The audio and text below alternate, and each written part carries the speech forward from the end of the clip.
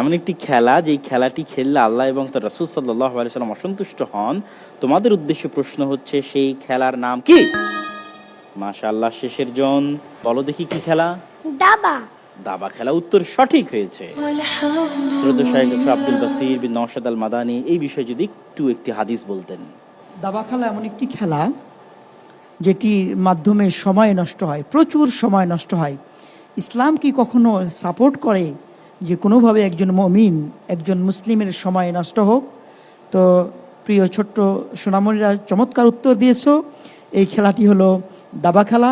আল্লাহর নবী সাল্লাল্লাহু আলাইহি ওয়াসাল্লাম চমৎকার একটি উক্তি করেছেন এবং মুসলিম উম্মাকে সতর্ক করেছেন যে মান লাইবা বিন নারদি ফাকান্নামা আসাল্লাহা ওয়া রাসূলহু, যে ব্যক্তি এই নার্দ নামক খেলা দাবা খেললো, সে আল্লাহ তাআলা এবং তার রাসূল সাল্লাল্লাহু আলাইহি ওয়াসাল্লামের অবাধ্য হয়ে গেল। জাযাকাল্লাহ খাইর। মাশাআল্লাহ, আমরা এত সুন্দর হাদিস শুনছিলাম দাবা খেলা সম্পর্কে।